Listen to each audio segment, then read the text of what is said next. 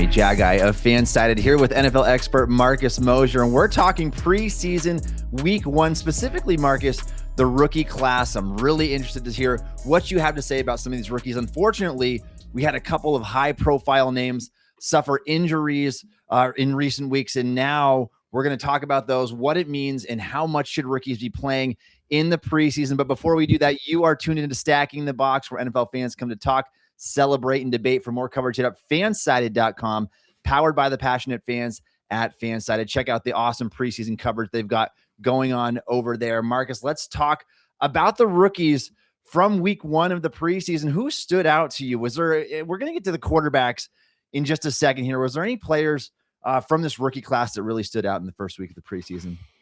Yeah, there always is. One of the best parts is you can kind of tell right away which players have it and which ones, I don't want to say don't, because that's not fair to judge a player on their first performance. Yeah. But like, I'll give you an example. Jonah Coleman, the running back from Washington, who the Broncos selected in the 4th round. It took about 3 plays for Sean Payton to watch him and be like, you know what, we're good. We found what we needed. Mm-hmm. And that's a guy that, like, we don't talk about, day 3 running backs very often, but Jonah Coleman goes in there, plays extremely well. He's a physical downhill runner, and it's so clear that Sean Payton, it feels like they found a guy. And now the Broncos are just a little bit more scary on offense. And that's what I do love about the preseason is you get these little glimpses of players and you start to project and wonder what they might be during the rookie seasons. I think a guy like Coleman really stood out to me in a positive way. Yeah, and Marcus, I think one of the interesting things that's telling about the preseason isn't necessarily their performance, their stats, because we know the level of competition they're going against. It's not going to necessarily be what they're seeing on Sundays, but when these guys are playing, how early in the game do they get on the field? I think that shows a lot about these players. Let's shift gears here for a second and talk about one of the highest profile wide receivers of this class, Jordyn Tyson. Unfortunately, we talked so much about Tyson during the pre-draft process. What a phenomenal football player he is on the field. The question always came down to, can this guy stay out there? And there's a saying around the NFL that hurt guys stay hurt. Well, guess what? Jordyn Tyson has another soft tissue injury, and he's got a hamstring, and we're looking at a couple of months here, right? What are your thoughts on this injury, and where do you think he's going to return? So first of all, Nick Underhill, who does a great job of covering the Saints. I think he's one of the best beat reporters we had out there. He was talking about Jordyn Tyson in camp, and he said it would be an understatement to say that Jordyn Tyson had a great camp. And he said you could make the argument that he was the best player on the roster during training camp. And it's such a bummer that he continues to deal with these hamstring injuries. And whether it's tied to that multi-ligament knee injury that he had a couple years ago. He had a hamstring injury last year. Now this is a new hamstring injury on the other leg. Who knows? But it's clearly frustrating. The good news is it's only 2 months, right? This is not like a significant tear where he's going to miss all of his rookie season. Now I do anticipate the Saints being very, very cautious with him because this is a top 10 pick they spent at receiver. I don't think they're just going to rush him back the first time that he feels pretty good. So maybe we don't see him until closer to Halloween than, the end of September, but it's certainly a huge blow for the Saints because this is a Saints team that I think has a legitimate shot to win their division and host a home playoff game. It hurts. Yeah, and for this reason, Marcus, we were talking about Jordyn Tyson. Is this a guy that's going to slip into late in the first round? He did not, because the talent spoke for itself. However, he's got an extensive injury history that includes an ACL tear in 2024, 2025, hamstring injury again, and now another on the opposite leg. These soft tissue injuries can linger. The guy is so flexible, and you watch him run routes. He kind of reminds me of like a CeeDee Lamb in the way that he moves. He's 6'2", 200 pounds. There's so much to get excited about with Jordyn Tyson, and I was really, really hopeful that he'd be able to make it through the summer without being injured. I wanted to see him and what he looked like on that Saints offense with Tyler Shuck, Chris Olave, an ascending football team. But this is a major setback.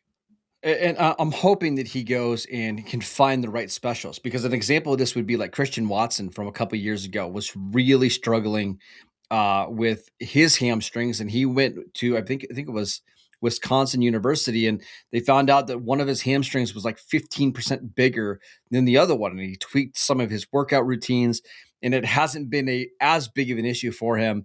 I know a lot of these players, they just need to go out and get the right kind of treatment. I'm hoping that happens with Jordyn Tyson because I do think he can be a special receiver. I agree 100%. Let's get to more positive vibes over here and talk about the rookie quarterback class in preseason week 1. Now, again, this is preseason. It's their first showing, but I think a lot of these guys did about as well as you could possibly expect. And you can go through the list, but it wasn't a particularly strong quarterback class on paper, but I think a lot of these guys are kind of out to prove that narrative wrong. And let's talk about some of the names on this list. And obviously the front runner here, Ty Simpson, and we could also include Mendoza, I think, on this list as well. He had a couple dart passes. The one that he thread the needle on, I thought that was a pretty impressive throw. Looked like if in an NFL quarterback, pro ready. But are you buying some of these performances? And Ty Simpson, we'll start with him because his showing was just phenomenal. I mean, he did everything that you could have asked him to do. And I think one of the biggest knocks on Simpson, obviously, coming into the NFL was this guy's pretty raw. He's got 1 year of starting experience at Alabama. Is he ready for this big stage? Should he go back for another season of college football? But he looked really good, and he had the vast majority of the throw. I think he 21 of 25 in this for close to 200 yards. Like, it was just a strong showing. Is that just a result of having a talented roster in Sean McVay, or is Ty Simpson? Are you actually genuinely excited about this quarterback? All right. Before we even get to the quarterbacks, we need to talk about the preseason in general because most of what happens in the preseason just does not translate to the regular season at all, right? These quarterbacks are going up against very vanilla defenses. A lot of times it's base defense, and sometimes you could have 3 receivers out there and it's still a base defense, right? So for the most part, we need to take all of the preseason performances across the league with a grain of salt. And I mean, let me use a couple of examples. We'll talk about your Steelers. Kenny Pickett, I think, had a perfect passer rating 1 year in the preseason. Obviously didn't translate. 2024, Joe Milton was so good in the preseason, and Drake May really struggled. And there were a lot of, I promise I'm not making this up. There were a lot of people who were wondering if they got the better quarterback on day 3 of the draft, and if Drake May was going to be a bust. Yeah. Obviously, I remember those conversations. Yeah. That's not going to be the case, but you'd still want your quarterback, all things being equal, to look good in the preseason. And I think for Ty Simpson, it's not that I thought he looked good or bad. I think it gave us a kind of a glimpse as to what this Sean McVay offense is going to look like when Simpson eventually takes over. It is a lot of passes underneath. I believe it was a 6.0 average depth per target. I don't think you're going to see him ripping the ball down the sidelines very often. It's going to be a lot of dink and dunk, highly efficient, more like a West Coast style offense. And honestly, that fits Simpson well. So I think he played well, but I don't think we should get over our skis here by any means. Yeah, I agree with your assessment on that. I mean, if you could sign up for, I can complete 90% of my passes for 125 passer rating every time, but the yards per attempt, that matters. The quality of your passes, what are you doing in these moments against this vanilla defense? I think he had a couple darts over the middle of the field, but the rest was a lot of just underneath stuff. All in all, like, still, you can't knock him for the performance that he had. He managed the game. He did everything that you'd want to see, really. But again, nothing spectacular. It's just a really solid and effective performance from Ty Simpson. Carson Beck now, another guy who I don't know. What were your expectations going into his rookie preseason opener on an Arizona Cardinals team that obviously is not considered one of the greatest? How do you think that Carson Beck's going to be here? Yeah, so he played pretty well in the Hall of Fame game against Carolina. He missed last week with a rib injury. I thought the arm actually looked a little better than I anticipated. But again, it's a little bit of a Mickey Mouse offense where everything is so easy. I'll give you a stat, right? Kendon Slovis and Carson Beck, through 2 preseason games combined, are 34 of 38, and they're combined, they're averaging 9.8 yards per attempt. If you throw Jacoby Brissett in there, I believe they have only had like 12 incompletions altogether, and they're averaging 9.6 yards per attempt, right? So they're very clearly scheming things up for these quarterbacks to have easy reads, get the ball to the playmakers. And honestly, maybe, Tommy, that's the takeaway, is that this Mike LaFleur offense might be incredibly quarterback friendly. And if Beck gets a chance to play at some point this year, maybe the overall numbers will be better than we expect. Yeah, you're maybe right here. Maybe that speaks more of coaching than anything else. You said Beck played in the Hall of Fame game. He did not play in preseason week 1, but the other 3 quarterbacks of the Cardinals in preseason week 1, 26 of 30 for 212 yards and 3 touchdowns, no interceptions, 130.6 pass rating combined. So maybe it is more of a Mike LaFleur offense and scheming guys open and making easy passes than it is an actual Carson Beck thing. I'll be interested to see if that trend continues in these final 2 preseason games. And what do you think his standing is just overall with that group right there? Gardner Minshew, Slovis, and Jacoby Brissett. I mean, it's going to be Brissett to open the season. They paid him, was it $15 million for this year, which honestly, I think is a fair amount of money for Jacoby Brissett. Yeah. I think the Cardinals would be wise not to rush him into action. They've got a lot of young players that they need to develop, including a 3rd overall pick at running back, who we're going to talk about in a second. But I do think we're going to see Carson Beck this year. I hope it's not for more than a couple games, just because I do think he would benefit from sitting a little bit. But I expect him to be on the field at least at some point. All right, Marcus, let's get over to Drew Allar, the Steelers' 3rd-round quarterback, picked 76 overall in the 2026 NFL Draft. Former Penn State guy, didn't have the college career trajectory you wanted, kind of went worse, gotten worse as his college career went on. Certainly turned heads during his rookie premiere when he just went off 10 of 13, 153 yards, 11.8 yards an attempt, 2 touchdowns, no picks, 154.8 pass rating. Now, he was the 3rd quarterback to see the field for the Steelers. So he was playing late into the game and closing out the game against, let's be honest, guys who are not going to be on NFL rosters. Having said all that, in watching some of the quality of the throws that he made, he can rip the ball. The tools are real. 6'5", 230 with a rocket arm. All of that is real. Are you buying any of this Drew Allar hype, though? Not really, for all the reasons you just mentioned. Like, he should show out well in a preseason game because he's got all those tools, and you're not seeing exotic blitzes or anything like that. Allar's problems have never been talent, and I think Mike McCarthy has done a good job of giving him some easy throws and allowing him to show off that arm strength. I want to see what it continues to look like in the preseason. I don't know if we're going to see him at all in the regular season, but he is a guy that I think could really benefit from playing some live snaps. Unfortunately, with Pittsburgh having a 42-year-old Aaron Rodgers and trying to win right now, I don't know if he's going to get any of those snaps in the regular season. He's one of these guys that just needs to play more, but once we're out of these preseason games here in a couple of weeks, he's not going to really get those opportunities. So it's going to be tough for him to develop unless something happens. Yeah, and that's what's so unfortunate with the direction of the team in general, is that you drafted this guy, you want to see him develop, you like what you saw from him in preseason week 1, but now realistically, he's just got 2 more chances to show what he's got, and then the Steelers are going to go the whole 2026 season probably without seeing him at all, barring like some major injury from Roethlisberger, and the season's doomed. And then they're going to have to make that. Not Roethlisberger. Why did I say right? Aaron Rodgers, and the season is doomed, and then they got to go in the 2027 draft deciding whether he's the guy or if they need someone else. But Marcus, I'll go back to the same discussion we had with new coaching staff in Arizona with Mike LaFleur. Could the same thing be happening with Mike McCarthy here? Now, obviously, it's not hard to top the bar of Randy Fichtner and Matt Canada and Arthur Smith, but the Steelers quarterbacks, the trio of them in week 1, 27 of 33, 313 yards, over 10 yards an attempt, 2 touchdowns, 128.8 pass rating. As a team, the depth of target was good. The game plan was good. They schemed things up. They ran screen passes successfully, which they haven't done in years.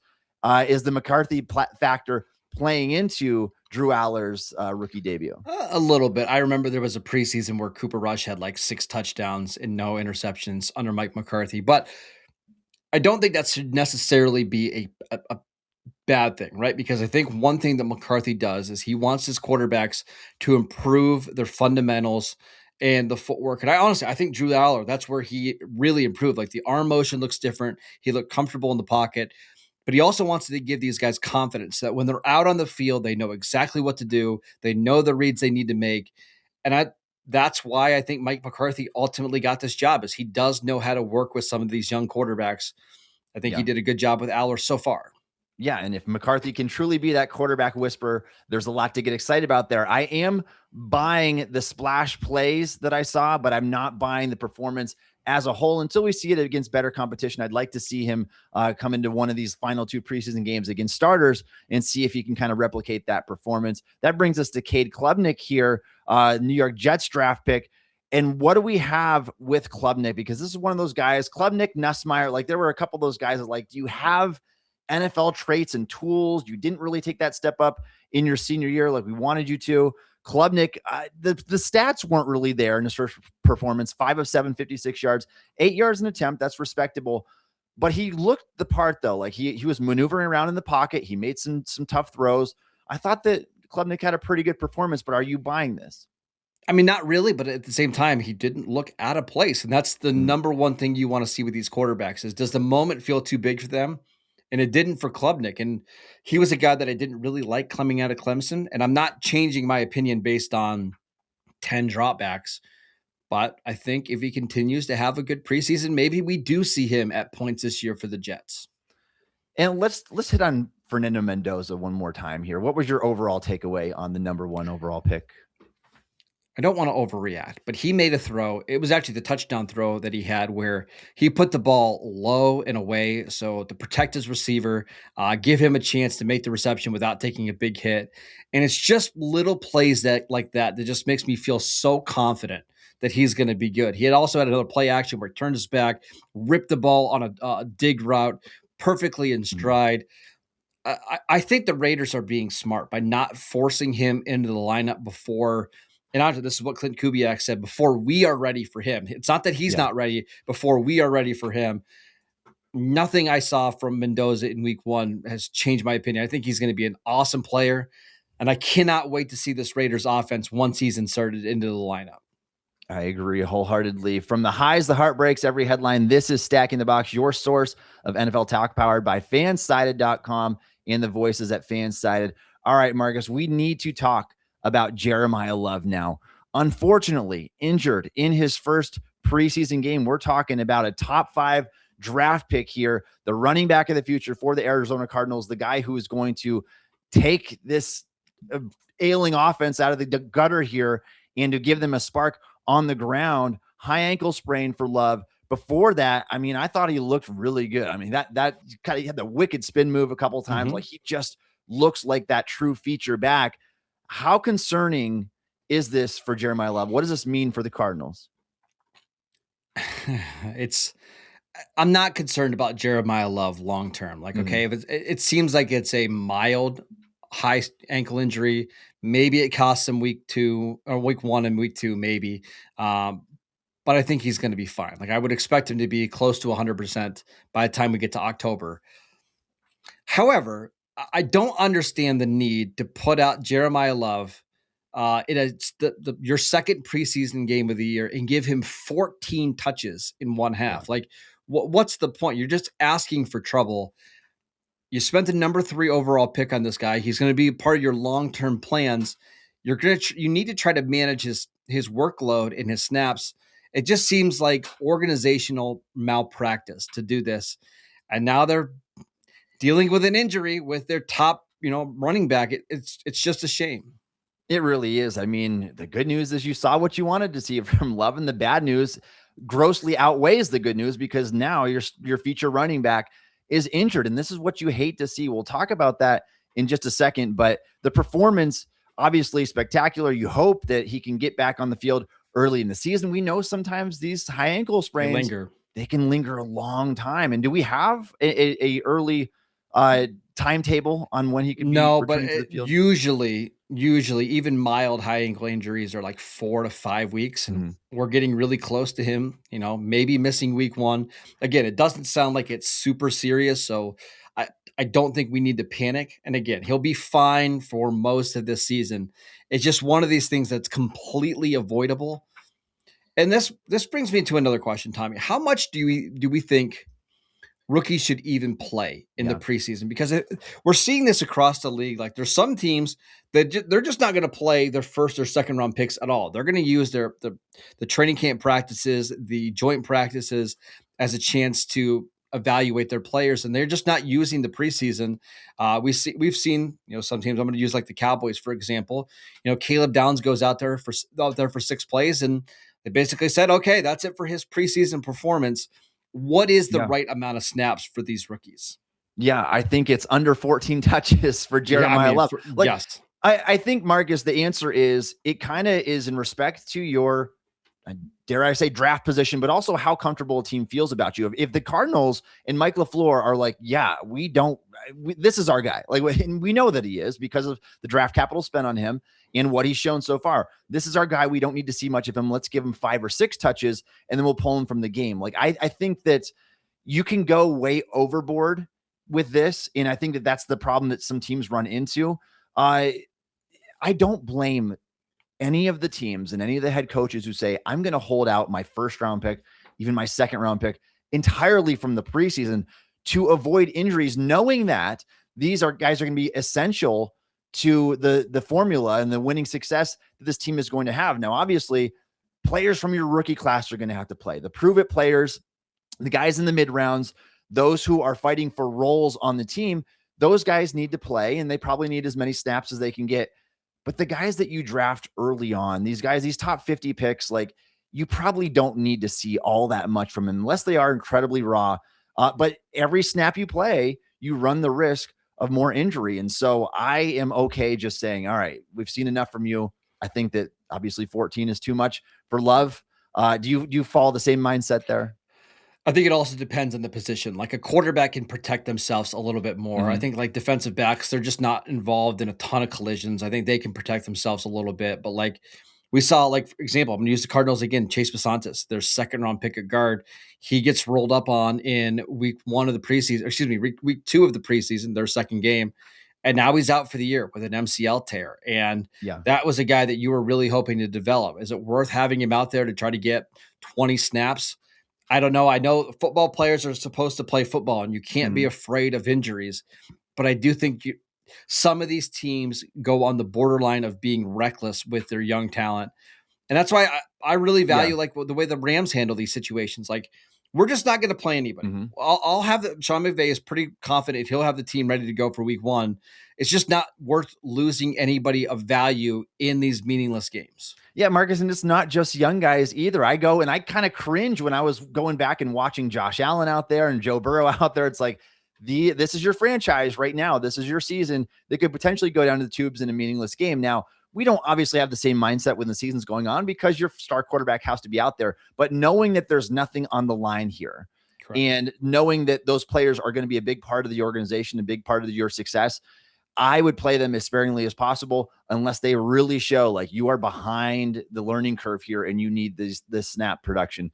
Otherwise, take it easy on them. That brings us to one final question here that we'll sign off with today. Who is more impressive so far? And we talk about the preseason opener here, KC Concepcion, Stribling, both of these early round wide receivers here. I think they're going to be a big part of what their team is doing on offense.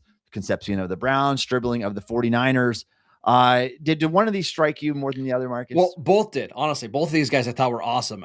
Stribling's role in this 49ers offense, he's just going to get a million targets. If he's going to be playing in the slot, running all these over routes.